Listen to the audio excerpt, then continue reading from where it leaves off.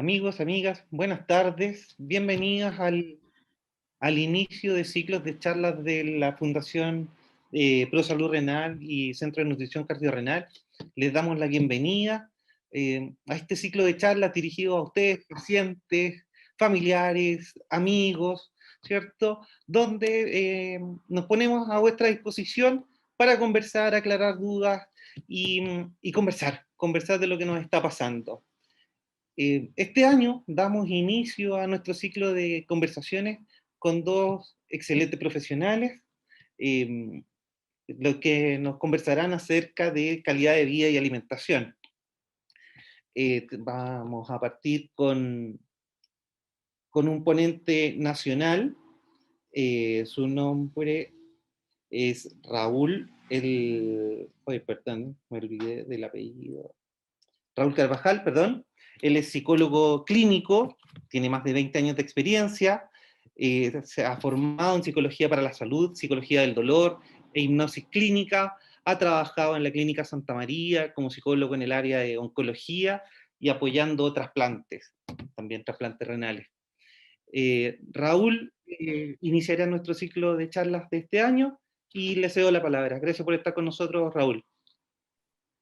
Hola, ¿cómo están?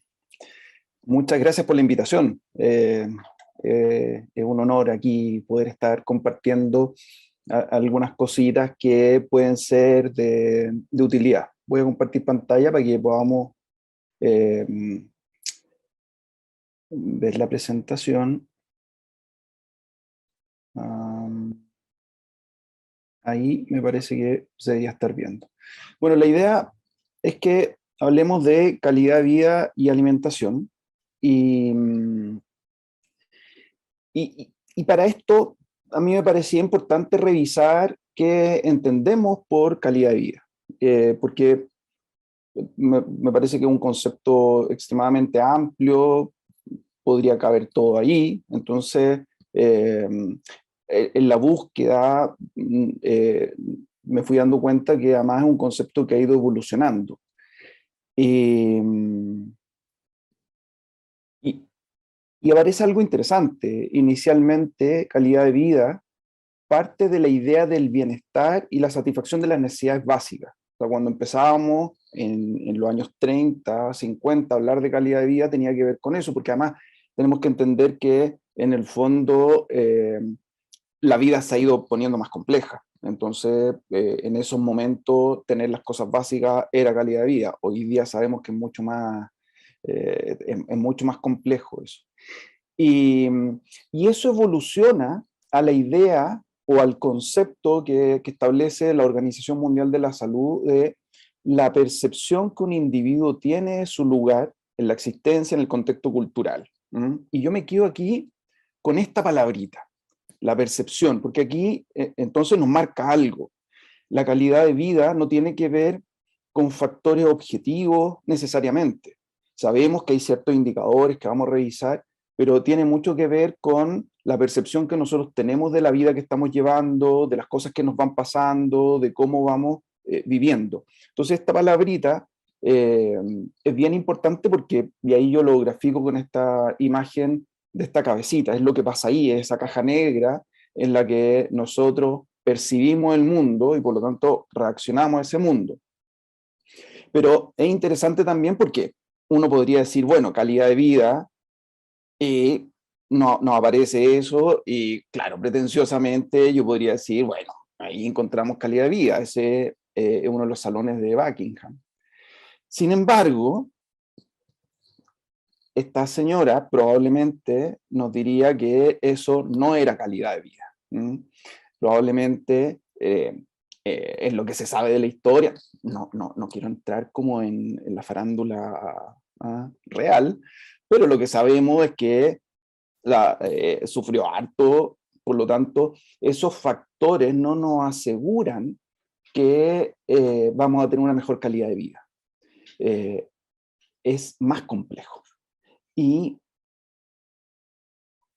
para ir entendiendo, nos damos cuenta que cuando hablamos de calidad de vida tenemos dimensiones e indicadores, que son más o menos los que aparecen, los que se evalúan en las encuestas de calidad de vida, Y en las dimensiones vemos los aspectos físicos, emocionales, interpersonales, sociales, de desarrollo material, de derecho, etcétera, etcétera, que de alguna manera van dando cuenta que en la medida que vamos cumpliendo con estas dimensiones, que las vamos logrando satisfacer, nuestra calidad de vida debería ser mejor.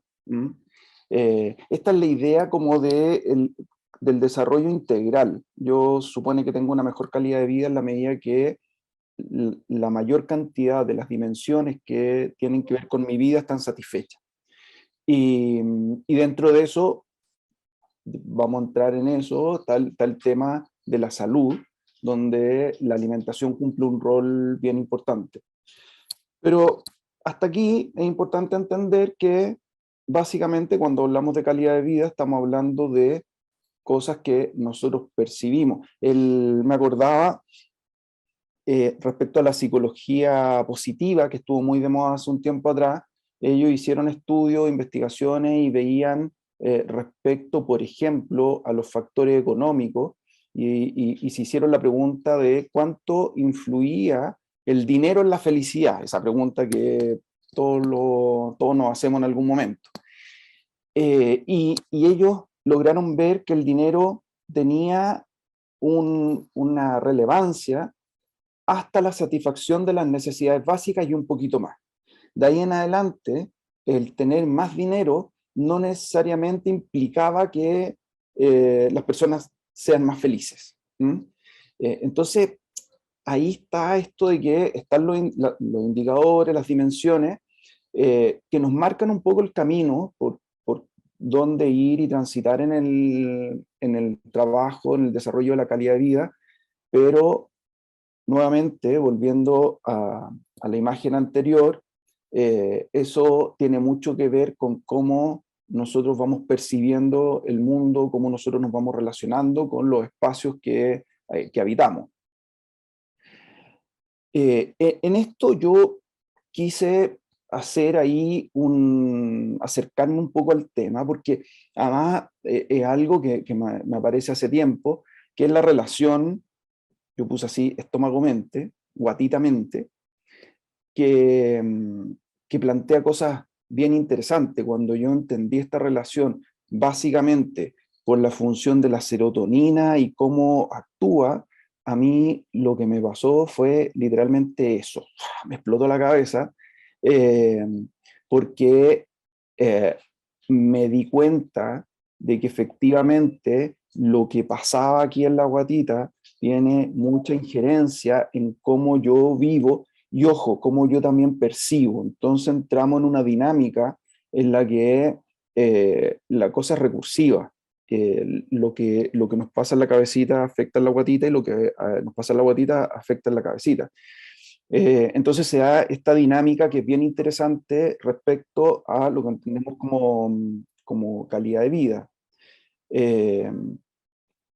Han salido hartas publicaciones, estudios que dan cuenta cómo hay una relación entre depresión, por ejemplo, la serotonina, que es una sustancia fundamental para el ánimo, para superar la depresión o para que se genere una depresión si es que hay una baja, la microbiota, que genera las condiciones para que la serotonina empiece a estar presente en el cuerpo.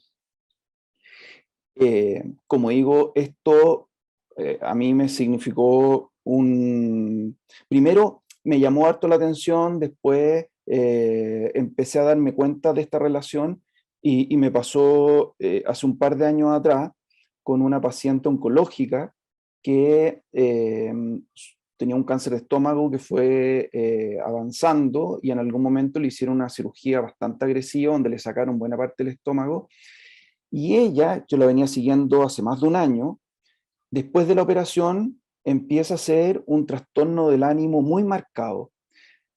Ahora, uno podría decir, bueno, te operan, te sacan buena parte de la guatita, es obvio que haga un trastorno del ánimo, pero lo que pasaba es que ella reportaba que había una baja de ánimo, pero no necesariamente asociado a pensamientos, preocupaciones, la cirugía no había sido más agresiva que otras cirugías, entonces aquí apareció este factor importante. O sea, al sacarle buena parte de la guatita, le sacaron la posibilidad de que se generaran todos estos movimientos relevantes para el funcionamiento de la cabecita también. Con el equipo, básicamente con el doctor y con la químico farmacéutico, establecimos un protocolo, hicimos un tratamiento farmacológico que le permitió mejorar la presencia de serotonina en su cuerpo y el cambio fue bien notorio. Y hubo consenso en el equipo que era efecto de esta situación. Lo cuento digamos, en la experiencia más clara que yo he tenido de esta relación. Ahora, si miramos esto, pensamos que tiene que ver con la percepción, que hay ciertos indicadores, la pregunta es, bueno, ¿cómo logramos calidad de vida? O trabajar en la calidad de vida para no ser tan pretencioso. Yo creo que aquí hay dos factores que son relevantes, entendiendo que hay ciertas condiciones, entendiendo que hay espacio de satisfacción de necesidades básicas cubiertas. Una que es muy importante es la educación, la psicoeducación, el saber qué es aquello que favorece mi calidad de vida, qué es aquello que beneficia el que yo pueda estar mejor, sentirme mejor, funcionar mejor. Eh, pero es básico lo que vamos generando en términos ambientales. Nadie, no hay ni una persona que pueda estar sana, sentirse sana, poder desarrollarse si el ambiente en el que está no es un ambiente sano. Si lo llevamos al ámbito de la alimentación, me daban un ejemplo que me pareció bien gráfico. Yo puedo tener mucha educación y saber que tengo que comer sano y saber que eso me hace bien, pero si llega un cumpleaños y hay soufflé, torta, bebida, qué sé yo, lo más probable es que algo de eso coma, porque está ahí. Está ahí. Si yo en mi casa no tengo alimentos sanos, probablemente voy a comer lo que hay. Si yo en mi vida no tengo internalizado el deporte, la vida al aire libre, por más que yo sepa, voy a estar entrampado en eso. Entonces, me parece que el ambiente, lo que vamos generando, es muy importante. Como decía Humberto Maturana, hay que generar las condiciones para que los sucesos sucedan. Y entonces hay que trabajar en esa lógica. Y para terminar, eh, este señor Aristóteles, que algo sabía, decía que la calidad no es un acto, sino un hábito, que hay que ir trabajando desde la conciencia, desde la educación, desde el ir tomando cositas que por aquí y por allá vamos recogiendo y que nos ayudan en ir mejorando la vida, que es lo que a lo que todos apostamos. Muchas gracias.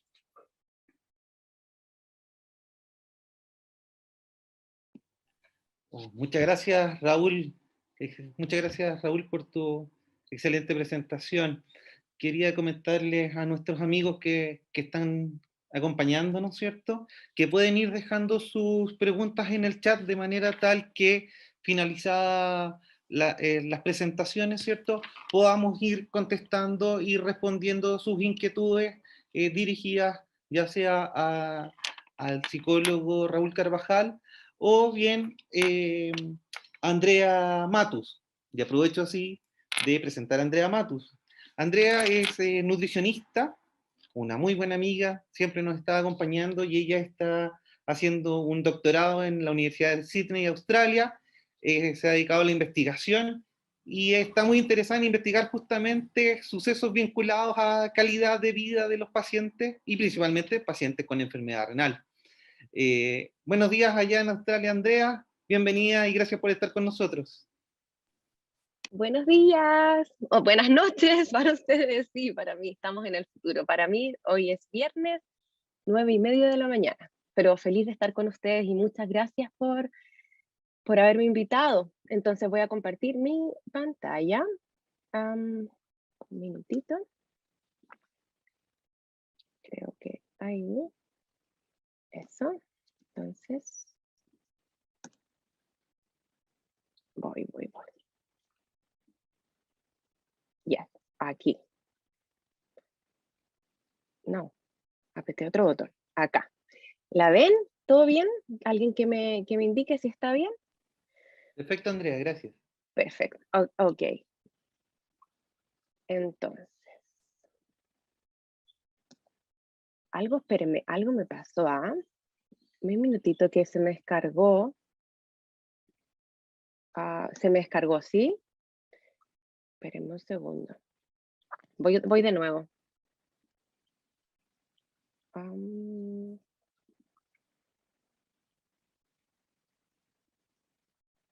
no, un minutito, por favor, discúlpenme. Ahí sí. Ahí sí. Bien, ahora la voy a... Ahí sí.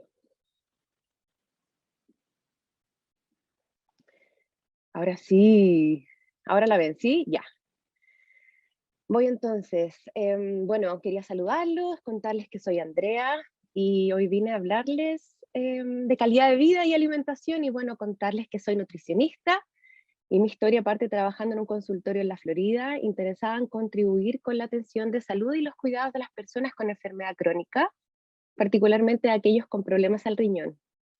Entonces, observando el sistema de salud, el modelo de atención en Chile, por ejemplo, en los consultorios, me di cuenta que el sistema está hecho de una manera donde el paciente se sienta detrás de un escritorio, son atendidos por un profesional de bata blanca para recibir interesantemente una noticia nueva o información referente a su cuerpo, a su propia salud.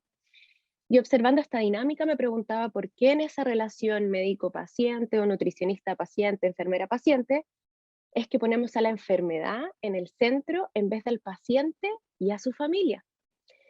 Entonces me vine a Australia a estudiar y en el centro de investigación en el que trabajo comenzamos a hacer estudios donde entrevistamos a los pacientes, a sus familiares, en talleres grupales sobre lo que sentían cuando eran diagnosticados con enfermedad renal, cómo vivían la enfermedad. Queríamos escuchar sus testimonios, sus percepciones de cuando, por ejemplo, pasaban a la diálisis. Queríamos entender lo que para ellos era calidad de vida. Entonces fuimos a Chile, entrevistamos a personas con enfermedad renal crónica antes de la diálisis y a pacientes en diálisis. Nos dimos cuenta que las personas con enfermedad renal se sentían realmente amenazadas por este diagnóstico. Imagínense tener una enfermedad crónica o ser diagnosticados con una enfermedad renal crónica terminal. Para ellos era recibir una amenaza por un posible riesgo de muerte, que de hecho el mismo diagnóstico así lo sugiere, ¿no? ¿Están de acuerdo? Enfermedad renal crónica terminal. Y ellos referían, cuando supe mi diagnóstico, la primera pregunta que vino a mi mente fue, ¿y entonces voy a morir? Chuta, nos dimos cuenta como equipo que algunos participantes entendían que el deterioro de los riñones aumentaba su riesgo de muerte y había una preocupación real por no disfrutar con su familia, por ejemplo, suficientemente, y una paciente decía, tengo niños pequeños ahora, empecé a llorar cuando recibí el diagnóstico, mis hijos son pequeños, mis hijos son pequeños. Sumado a todo esto, y como entrevistamos a un gran número de pacientes, habían algunos en etapas tempranas de la enfermedad renal crónica antes de diálisis que tenían terror a la posibilidad de necesitar diálisis. Había como una sensación de resignación a un posible mejor futuro y los pacientes como que se resignaban a la realidad de que su salud solo podía deteriorarse, pero hacia una etapa final de la enfermedad renal, o que necesitarían un tratamiento de diálisis o una terapia de trasplante, de reemplazo renal, como es el trasplante. Vas a tener que ir a diálisis en algún momento. Mira cómo bajan los números. Puedes pensar que esto es como una guillotina balanceándose arriba tuyo, bajando, bajando y cada vez más abajo, nos decía un paciente. Mi riñón nunca podrá volver a su estado normal. Mientras que nuestro hígado vuelva a crecer o nuestros músculos se regeneran, el riñón, una vez que tiene la enfermedad, no hay vuelta atrás. Otros pacientes nos contaban haber vivido esta misma experiencia pero a nivel familiar. Vi cómo la diálisis rompía el cuerpo de mi madre. Estaba decidido a no estar en esta condición. Los síntomas continuos de la enfermedad renal afectaron la capacidad de los participantes para realizar actividades de la vida diaria, como bañarse o sacar a pasear al perro, ir a buscar a los niños al colegio o trabajar. Entonces algunos nos referían un cansancio debilitante que les impedía llevar una vida normal y nos decían, No importa cuánto duerma, descanse o tenga vacaciones, aún me despierto sintiéndome tan cansado, incluso más cansado en la mañana de lo que me sentía al acostarme. Y algunos encontraban que tener una enfermedad renal era una amenaza para sus metas personales. Una paciente nos decía, no me importa la función renal, siempre y cuando dijeran que todavía podía seguir adelante, quedar embarazada y tener hijos. Entonces, como podemos ver claramente, todo esto llegaba a afectar la salud mental de los pacientes, ¿o no? Y ellos decían, mi familia solía llamarme la reina de la negación. Es una pena, ¿no lo es? Te presentas como saludable al mundo, sin embargo, sabes que realmente tienes todos estos problemas escondidos por ahí en alguna parte. Tal vez hubiese sido una persona más feliz si no hubiese tenido una enfermedad renal, nos contaba un paciente. Entonces, algunos otros participantes de estas entrevistas nos contaban sentirse traumados por ir al hospital, que este también era otro tópico bien relevante, ya que algunos describían el dolor de los tratamientos, por ejemplo, en el hospital, y en general la experiencia era frustrante y traumática. Es más, algunos continuaron sintiendo angustia después de haberse hospitalizado una vez ya tenido el alta. Realmente he tenido problemas con los hospitales porque me quedé atrapado en un hospital durante 6 meses, nos contaba un paciente. Él decía, fue horrible. Cada vez que escucho la palabra hospitalización es como, ay, ok, algo grave está pasando. Los pacientes entrevistados también mencionaron que habían problemas que no eran abordados en las consultas por el tiempo de atención, que este tiempo de atención médica era muy limitado, 10, 15 minutos, y esto les producía frustración, ansiedad, y ellos decían, simplemente no me explico nada. Pensé que no necesitaba saber cuál era mi función renal, ya que el médico lo tenía todo bajo control. Cuando voy a ver a mi especialista me dice, ok, ok, aquí están tus exámenes, aquí está tu sombrero, ya tuviste los 20 minutos, ahora se puede ir. Uno de los tópicos de la consulta médica que fue relevante y necesario mencionar en este estudio fue la función sexual en los pacientes con enfermedad renal. Y obviamente, por falta de tiempo agendada en las consultas médicas, los pacientes se sentían reacios a discutir este tema, que era igualmente importante para ellos y para todos, ¿no? Entonces señalaban, la intimidad es lo último en lo que se quiera pensar cuando uno se siente enfermo. Estaba interesada en tener sexo, pero estoy anémica, así que es como, está bien, cariño, no haré nada, me quedaré ahí nomás, cariño, no te preocupes. Entonces, siguiendo con esta falta de tiempo de las consultas médicas, algunos pacientes nos mencionaron que no entendían los resultados químicos, de los parámetros químicos que los médicos les hablaban. Entonces sus comentarios eran, los especialistas entran, dicen una lista de números, está bien, este número hace esto significa esto otro, esto significa que hace esto otro, y adiós.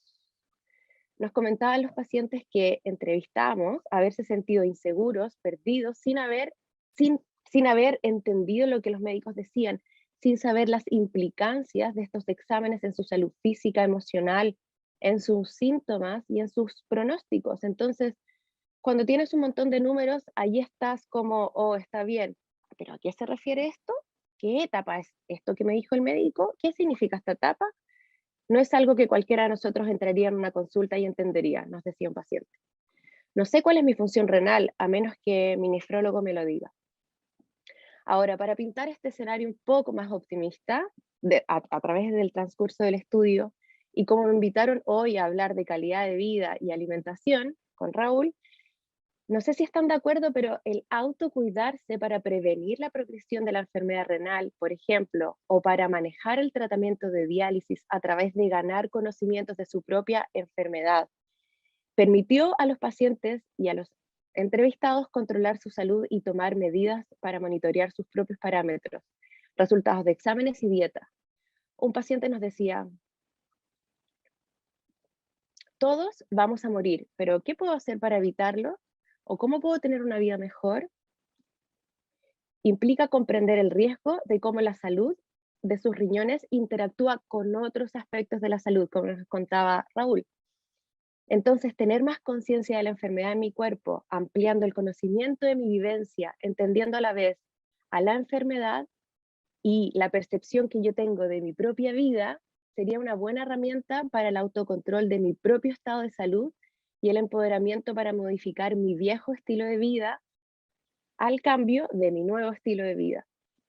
Un paciente nos decía, tomo unas 16 pastillas al día y esto ya es parte de mi vida. Es solamente conocerme, disciplina y orden para tener una mejor alimentación, salud y función renal.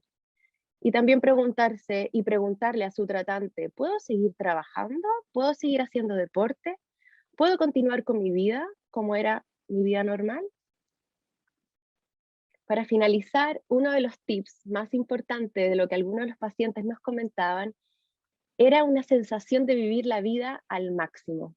Entonces, enfermarme me ha hecho apreciar más las cosas y en realidad estoy comprometido más conmigo ahora mismo, ahora mismo. Estoy más activo, soy más positivo y me tocó enfermarme lamentablemente para darme cuenta. Otro paciente nos decía, todavía estoy viviendo, apenas me levanto de la cama me doy cuenta de que sigo viviendo, sigo respirando. Mientras pueda hacer esto, voy a continuar siendo positivo porque me di cuenta que la vida es corta y solo queda agradecer.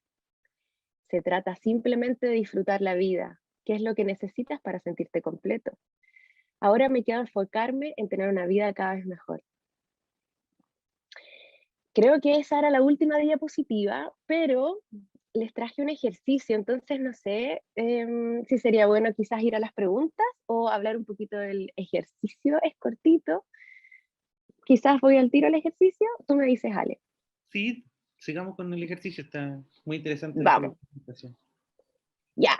Entonces, claro, para vincular un poco el ejercicio, como con lo que decía Raúl también, y como yo también soy nutricionista, y vincular la calidad de vida con la alimentación, me gustaría preguntarles si conocen el círculo de la vida.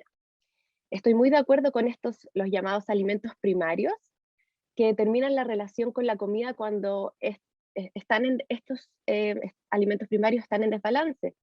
Entonces, si colocas, por ejemplo, un punto dentro de cada sección del círculo para indicar el nivel de satisfacción en cada área, mientras más cercano al centro esté el punto, indicará un mayor grado de insatisfacción. El nivel de satisfacción será mayor cuando el punto esté más fuera del centro, más cercano a la periferia, al borde. Entonces, por ejemplo, si tu vida social es satisfactoria, hay que colocar un punto en algún lugar hacia el borde exterior del círculo, perdón. Si tu vida laboral no estás de acuerdo con tu vida laboral, tienes que colocar un punto hacia el interior del círculo. Una vez que ya pusiste todos los puntos, tienes que unirlos, cada uno de ellos formando como una estrella de varias puntas, y luego se conectan todos estos puntos, entonces determinas cuál es el área de tu vida que estás más satisfecho y cuáles áreas necesitan prestarle mayor atención de tu parte. Entonces, muchas veces un desbalance en una o más áreas de la vida puede generar problemas en la forma en que nos relacionamos con la comida, como bien decía Raúl en su presentación. Este ejercicio realmente ayuda a conectar con las prioridades, a definir metas y objetivos, para entender qué áreas de la vida pueden estar quizás necesitando un poco de la atención de ustedes mismos. Entonces creo que es fundamental darse el tiempo de calidad para explorar el equilibrio personal entre la alimentación primaria, que son estos factores, y los alimentos secundarios que podría ser las ensaladas, el azúcar, el trigo, el arroz, por ejemplo. Mientras nuestros alimentos primarios estén en balance, que son estos que les muestro, menos dependeremos de los alimentos secundarios para sentirnos bien. Y por el contrario, cuando más nos llenemos de alimentos secundarios como es el azúcar, el trigo, el arroz, las verduras, por ejemplo, dejaremos el espacio necesario para que los alimentos primarios, que son los que les muestro ahora, sean nuestra verdadera fuente de nutrición. Y creo que ya estoy lista.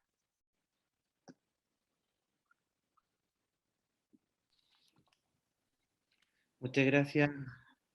Muchas gracias, Andrea. Gracias a ustedes. Los invito a todos los participantes a que podamos encender las cámaras, ¿cierto? Han llegado algunas preguntas que voy a compartir con ustedes, Andrea y Raúl. Por ejemplo, una que me parece muy interesante. ¿Qué opinan ustedes sobre el uso de pantalla en las consultas? A propósito de tu primera presentación, de una de las primeras presentaciones, una de las primeras slides tuyas, Andrea, ¿cierto? escritorio, computadora al medio, y entonces estamos digitando, nos quita cercanía y mirar al paciente. ¿Qué opinas tú, Andrea y Raúl? Parto yo quizás desde el punto de vista profesional y un poquito desde la voz de los pacientes también. Definitivamente los pacientes, como decían en el estudio, encuentran que la atención no es personal, no centra a la persona y a la familia en la dinámica de relación médico-paciente, ¿cierto? Sin embargo, entendemos que hoy en día, por producto del coronavirus, por ejemplo, tenemos que usar la pantalla. Yo creo que más que la pantalla como mecanismo de transmisión de la información, es básicamente mejorar la relación, ya sea desde el médico, la nutricionista o la enfermera o el profesional de la salud con el paciente, como del paciente sentirse empoderado en ver que el médico es una persona igual a él. Entonces, independiente de las pantallas, que yo creo que nos han salvado mucho por el coronavirus, creo que fortalecer la dinámica o la relación entre este partnership que nosotros decimos, como esta relación que hay entre el médico y el paciente sea un poco más fortalecida, se vea más fortalecida. No sé, ¿qué opina Raúl? Es un, es un tema bien interesante eso claro, Andrea da en el clavo en el sentido de que el tema aquí es la relación. Ahora, las pantallas son una interferencia porque, no sé, pues si el médico está mirando la pantalla, aunque esté viendo la ficha, se vuelve algo más impersonal, y yo creo que eso podría ser resuelto si es que el médico, cosa que lamentablemente algunos han perdido, retomar esa buena costumbre de acercarse, revisar, tocar, preguntar, como tener esta cercanía con el que está al otro lado, que es como darte esta sensación de estoy, existo, ¿ah? Y no solo la información que está ahí en la pantalla. Ahora, si la pantalla aparece como un celular que se revisa mientras están hablando contigo, esta sensación de que no me están pescando, de que no soy importante y puede ser bien perjudicial en el tratamiento.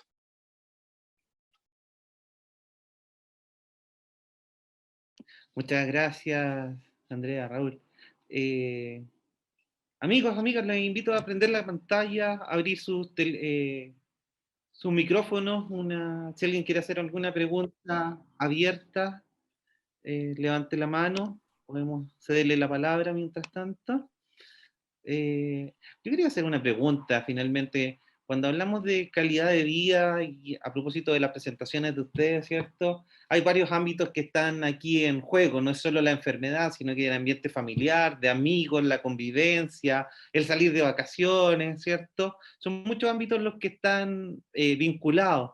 Si pudiéramos, no sé si hay alguna evidencia que diga, no, la familia es lo más importante. ¿Cuáles son los pilares de la calidad de vida a cuales nos aferremos?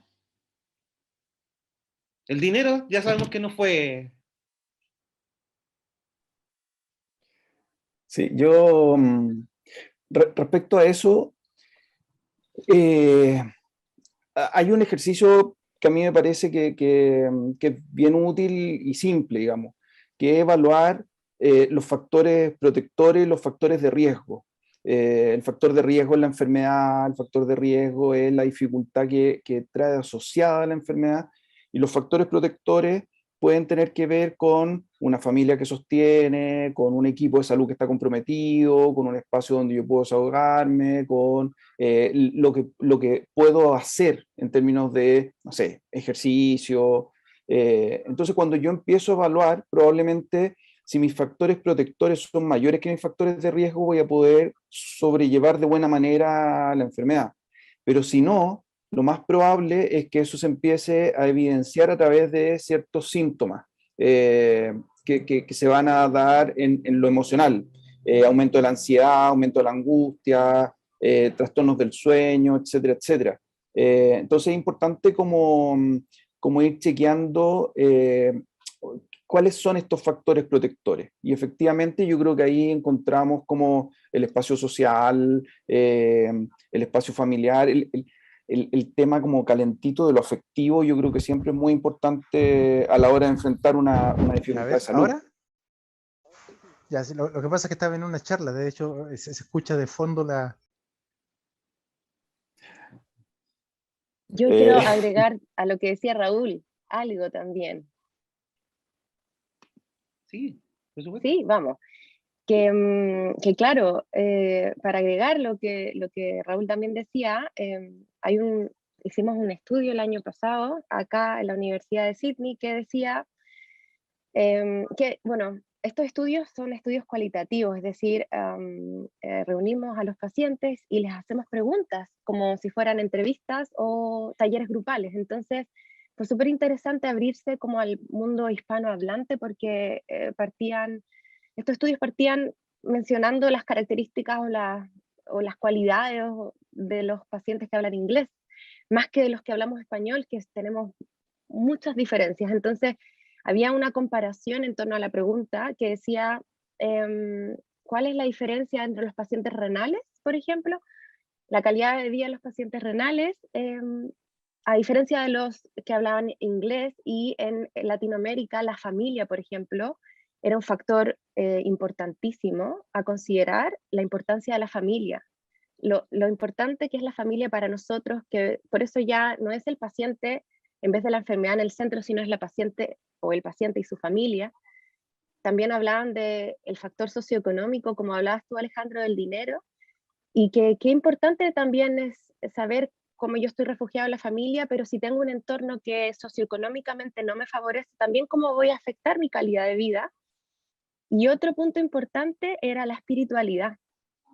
Para nosotros en Latinoamérica la espiritualidad, la fe o la creencia en el universo, en Dios, en la naturaleza, en Buda, en lo que fuese, que nos hablara de un crecimiento interior, también favorecía que los pacientes tuvieran enfermos renales, porque estoy hablando de los pacientes enfermos renales, tuvieran una mejor calidad de vida.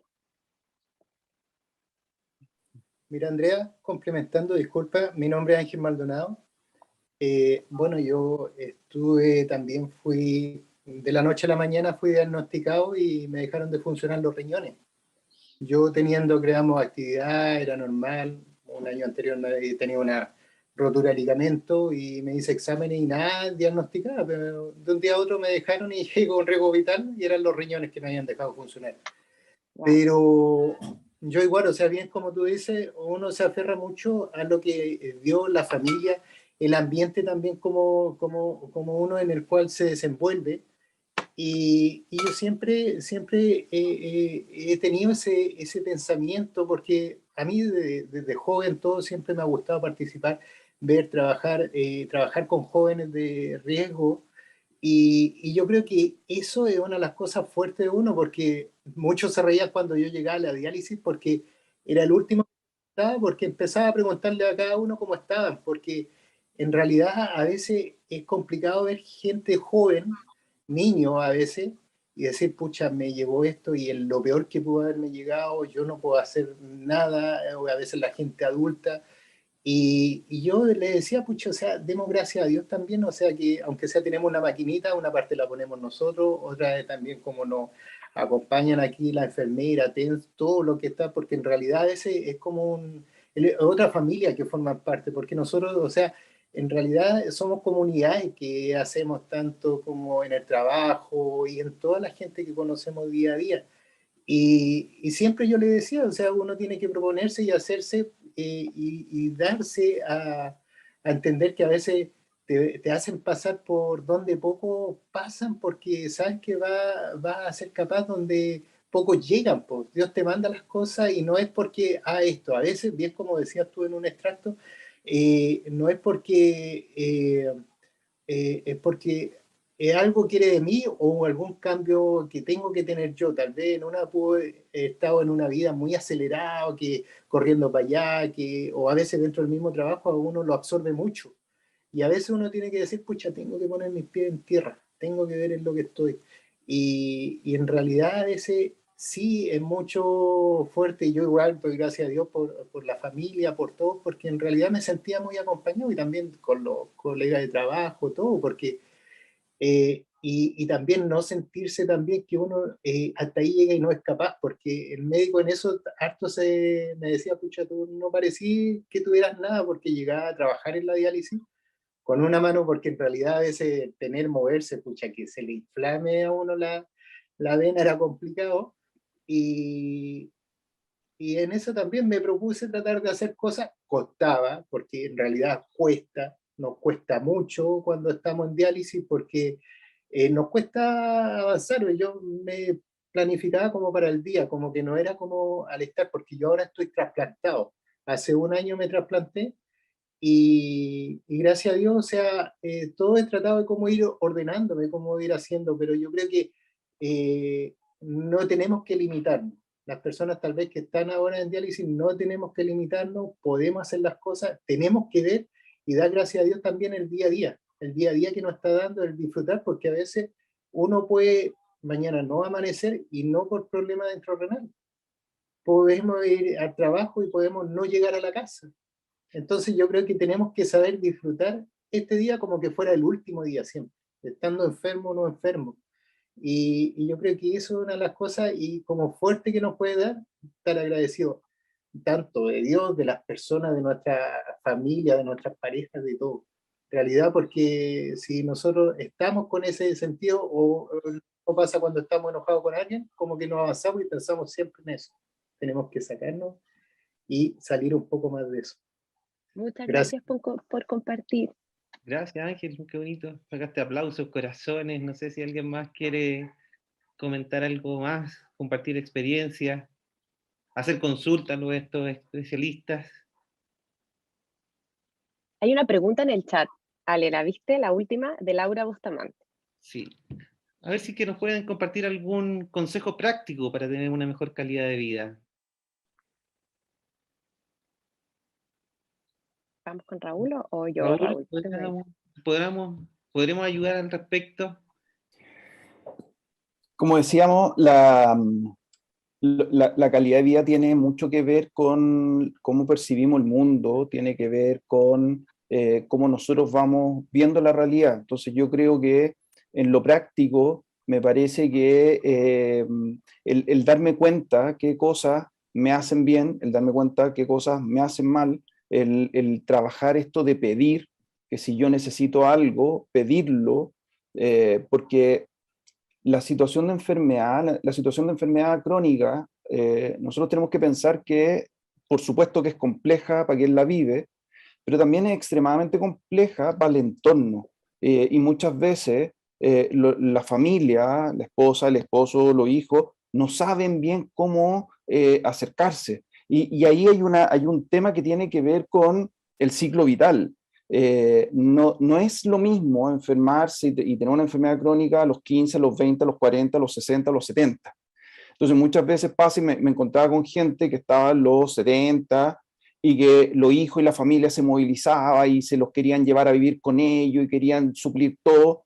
Y ellos me decían, yo quiero cuidar mi independencia, yo quiero seguir haciendo cosas, yo no quiero que me saquen de mi casa. Entonces ese acto amoroso que querían tener los hijos con ellos era tremendamente agresivo porque a esa edad la gente quiere mantener la autonomía.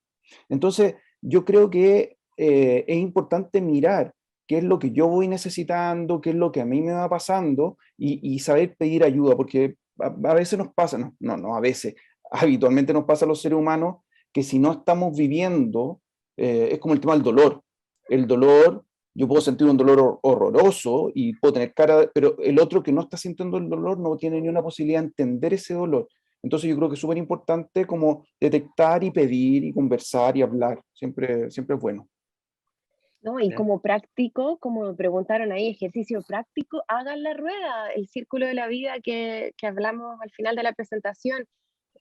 Rellenen cuáles son, qué importancia está el trabajo en su vida, la espiritualidad, la familia, el amor, y vean ahí cuáles son aquellos que tienen más importancia y los que quizás no les estamos prestando atención. Estos alimentos primarios, si están desbalanceados, podemos afectar nuestra alimentación secundaria, que tiene que ver con los alimentos, ¿no?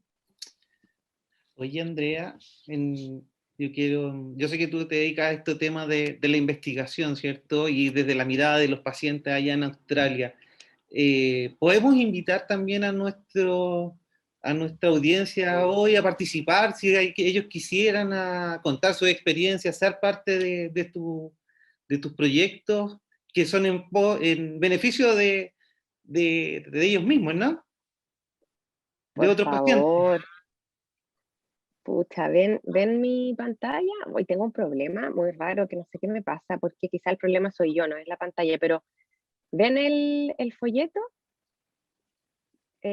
Compartí la pantalla, ¿o no? ¿Funciona? Bueno, ahí está, si es que la pueden ver, este es un flyer que estamos haciendo porque este año vamos a hacer lo mismo que les presenté para participar de estos testimonios que les presenté en esta presentación y para poder sacar las perspectivas, cómo ustedes perciben como pacientes la enfermedad en Latinoamérica, en habla hispana. Por ejemplo, el trasplante renal. Nos contaba ahí nuestro compañero que habló que él está trasplantado. Felicitaciones por ese paso, gran paso en tu vida que tomaste y, por ejemplo, nos encantaría conocer lo que piensas del trasplante y para eso vamos a hacer un taller internacional, pero vamos a enfocarnos, vamos a hacer dos, uno en inglés y uno en español, y el español va a incluir a todos los participantes de Latinoamérica, entonces nos encantaría tenerlos, a todos ustedes. Es un taller de libre acceso, cualquiera puede participar, interesados en el trasplante renal, familiares, cuidadores, clínicos, si son médicos, doctores, psicólogos, nutricionistas, quien sea, pueden participar si es que les interesa la enfermedad renal. Realmente nos interesa saber cuál es la voz de los pacientes o de los interesados en la enfermedad renal, y esto poder publicarlo en revistas médicas internacionales, que creo que es un tremendo aporte. Perfecto. Les Gracias. dejo el link para que hagan la encuesta y mi email para que me escriban, ¿ya? Dándome sus datos.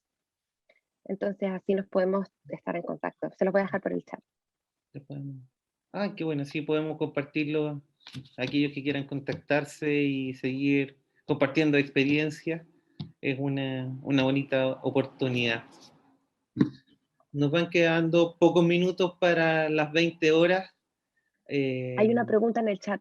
Y hay una pregunta en el chat, por eso vamos a compartir esta y una más si es que llegase, ¿cierto? Raúl, es una y una, ¿cierto? ¿Podemos definir como algún hábito no saludable que nos pudiese complicar la calidad de vida? ¡Wow! Hay harto. Nosotros habitualmente tenemos ciertos problemas de concepción, entonces creemos que trabajar mucho es bueno, ser trabajólico es bueno, y lo que sabemos es que no es bueno porque no permite que se desarrollen otros ámbitos en la vida. Entonces, el ser trabajólico es un mal hábito. El no tener una comunicación que permita sacar lo que yo estoy sintiendo es un mal hábito. El no... mira, nosotros habitualmente cuando tenemos dificultades recurrimos a tres intentos de soluciones que no hacen bien. Uno es evitar, entonces le hacemos el quita a los problemas. Otro es pedir ayuda cuando podemos resolver. Y otro es tratar de controlar. Esos son tres hábitos que si no estamos atentos, lo que van a hacer es empeorar los problemas. Y yo creo que desde esa perspectiva, cualquier conducta que empieza a generarme, no sé, pues dolor de guata, que quiero evitar, que no la puedo manejar bien, se puede convertir en un hábito nefasto para la salud. Al contrario, si yo, que pasa muchas veces, digo, hoy salí a caminar y me hizo tan bien y no salgo a caminar nunca más. O estar en contacto con la naturaleza, o tener una conversación rica con alguien. Yo creo que ahí, para determinar cuál es un hábito saludable y cuál no, hay que escuchar la guatita y ver si la guatita está tranquila y relajada, probablemente estamos por el buen camino.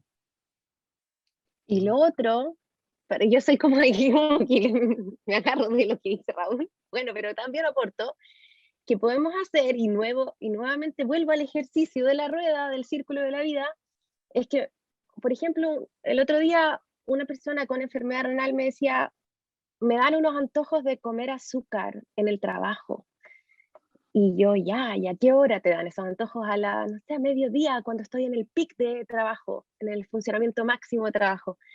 Y yo, ok, hagamos el círculo de la vida. Bueno, y empezamos a ponerle puntitos al círculo de la vida y vimos que en su trabajo, el puntito más cercano al centro, después cuando sacamos el círculo y vimos las uniones de los puntitos, era lo que estaba más en deficiencia, es decir, lo que era, el trabajo para ella era lo que más se sentía insatisfecha en la vida. Entonces ahí yo me preguntaba, yo decía, ¿cómo te dan estos antojos de comer azúcar en el trabajo y no en tu casa, por ejemplo? ¿Qué quiere decir? Quizás el azúcar aumenta la serotonina, la dopamina, que son estas hormonas encargadas del bienestar psicológico, físico, como decía Raúl, y justo me dan en el momento de pic de trabajo. Claro, porque te estará pasando que no te está gustando el trabajo y desde ahí desarrollas tus ganas de comer azúcar y te enfocas a esta mala nutrición y estos malos hábitos. Buena acotación ahí, para que la consideren. Andrea, y en esa misma línea había otra pregunta que justamente hablaba de respecto a algunos alimentos que nos depriman más que otros. Tú dices como por el componente químico del Uh-huh. alimento. O alimentos a propósito de Bueno, serotonina. sí, a partir de eso también, justamente el balance de serotonina y dopamina en el cerebro, que son estos alimentos que nos dan un pic de emociones así placenteras, cuando nos hacemos adictos y nuestro cerebro capta constantemente estos neurotransmisores en forma estable, como un hábito, si cuando los dejamos de consumir, rápidamente hay un descenso de esta activación hormonal cerebral que nos produce el placer, por lo tanto nos deprime rápidamente cuando dejamos de consumir azúcar. Entonces es como contradictorio porque, y asimismo con las redes sociales y con las pantallas, para un poco alinear a las preguntas, esta respuesta a las preguntas anteriores, cuando estamos muy adictos a lo que nos produce mucha sensación de placer, o sea, si un helado a la mitad del día me produce mucha sensación de placer, me pregunto por qué me estoy necesitando placer. O si revisar las redes sociales, que también puede ser un alimento también para mi cerebro, también me genera mucho placer, ¿por qué estoy necesitando ver las redes sociales? Entonces de ahí, ¿cómo poder, y linkeando con la pregunta, ¿qué alimentos nos deprimen? ¿Cómo puedo también tener una alimentación balanceada, estable, no con el pic de alimentos muy poderosos en calorías, por ejemplo, como es el caso en azúcar, para que nos genere este aumento de placer y luego nos deprima cuando los dejamos de comer? Y por eso hablamos de que cuando hacemos dieta, nos carga hacer dieta, nos carga empezar el día lunes porque parte de la dieta. Interesante. Oye, que alguien quiere hablar por ahí, Macarena. Yo quiero hacer la última pregunta, creo que por el tiempo.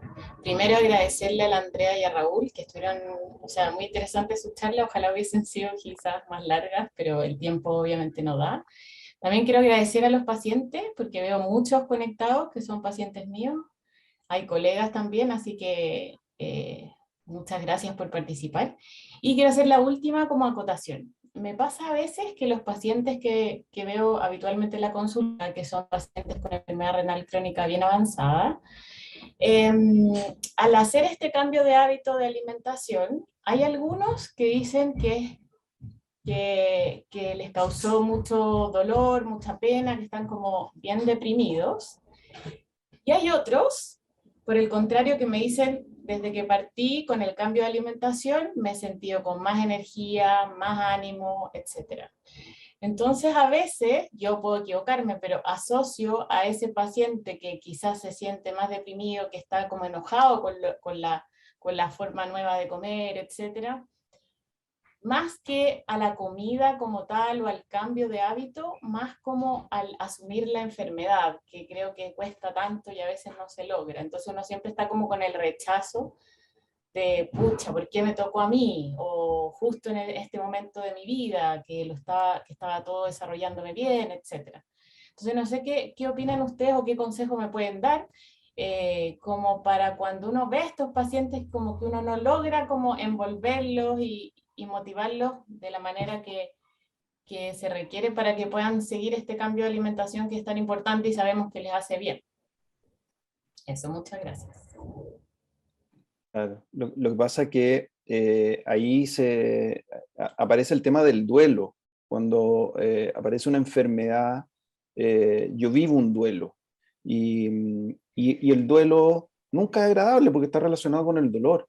Y lo que nosotros tratamos de hacer permanentemente es volver a la vida que teníamos. Devuélvame mi vida, mi comida, mi chocolate, y ese proceso es una transición que alguna gente lo hace de manera más rápida y otra más lenta, y yo siento que está tremendamente relacionado además con la vivencia de la enfermedad. Es distinto y la gente está mucho más dispuesta a hacer cambio cuando la enfermedad aparece con manifestaciones claras, pero cuando la enfermedad es silenciosa y en el fondo es casi un acto de fe, el doctor me dijo que tenía esto, tengo la embarrada, pero el doctor me dijo yo no siento nada. Para esas personas es mucho más difícil hacer ese cambio, porque en el fondo es como la fantasía permanente de, ¿se habrá equivocado este caballero? Capaz que no tenga nada lo que me dice. ¿Ah? Porque implica, o sea, de alguna manera, lo que yo como hasta aquí, en mi vida, en mis 40 y tantos años, me define también en lo que yo soy. Entonces, cuando empiezo a hacer ese cambio, yo en algún momento, porque los indicadores no me salieron muy buenos por la edad, dejé el pan, pasé al pan integral y poquito, y fue súper loco. O sea, fue un cambio importante, una cuestión que uno podría decir es una tontera, pero no, porque hay algo que me define, es como mi vida normal, yo quiero mi vida normal. Entonces, es un proceso que yo creo que hay que ir acompañando de a poquito. Y yo quiero acotar algo que es súper estresante, hacer dieta. A veces me he dado cuenta que como en mi dinámica de mejorar mi relación con mis pacientes, me doy cuenta que es más estresante hacer dieta que no hacerla. Entonces, al final, en mi como cuarta sesión, recién empezamos la dieta con los pacientes. Entonces, desde ahí como que las sesiones previas uno que va como hablando, como escuchando, y como entendiendo el contexto, esta anamnesis como social que uno hace o alimentaria, que en la universidad nos enseñan que tiene que ser alrededor, si la consulta dura 20 minutos, esta anamnesis debe ser como 5 minutos y medio. Al final terminan siendo 4 consultas para poder establecer esta relación nutricionista-paciente en mi caso y establecer goles en conjunto o metas en conjunto, escuchar al paciente y preguntarle, o sea, de esto, de nuestra relación, de nuestra dinámica de consulta, ¿qué es lo que esperas de mí?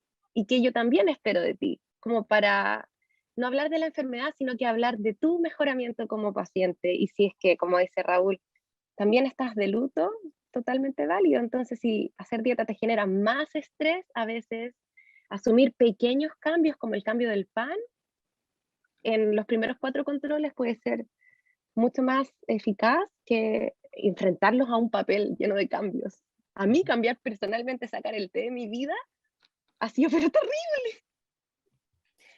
Claro. Me imagino los pacientes Aparte renales.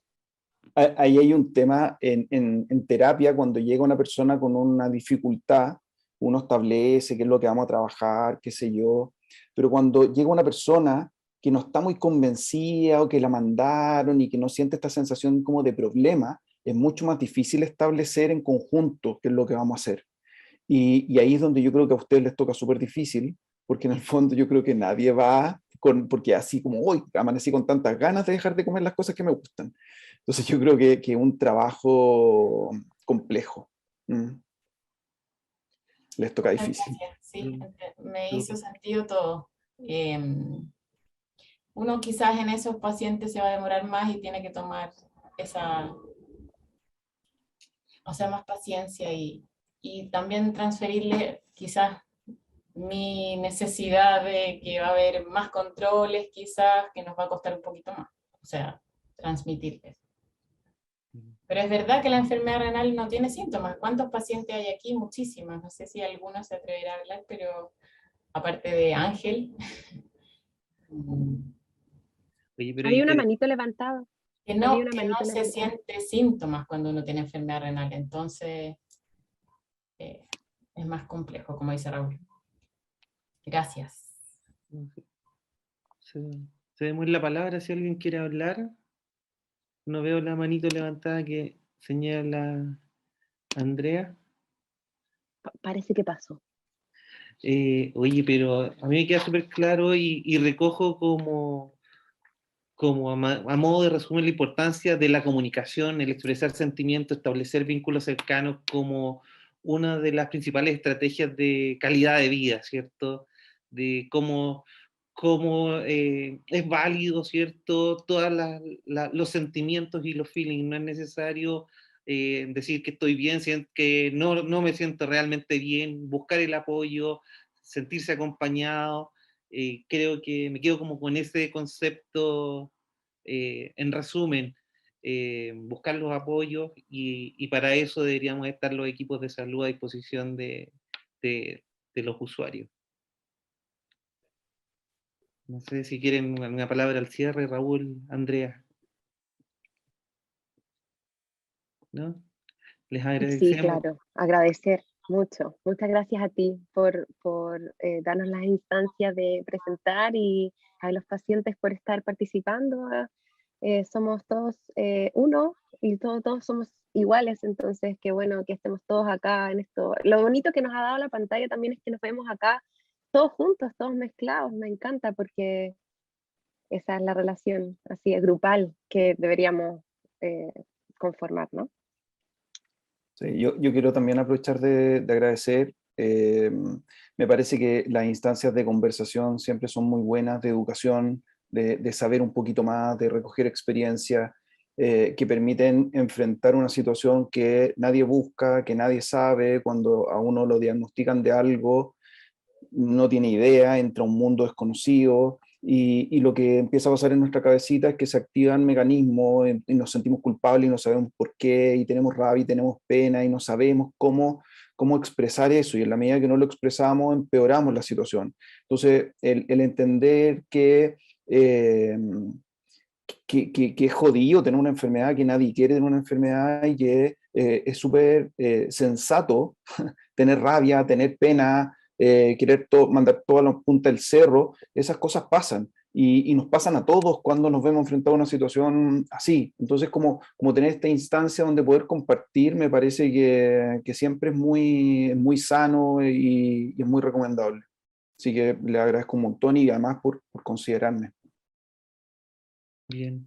Recordarle a todos los que nos acompañaron hoy que esta es la primera charla del ciclo 2022. Esperamos estar con ustedes con una frecuencia mensual.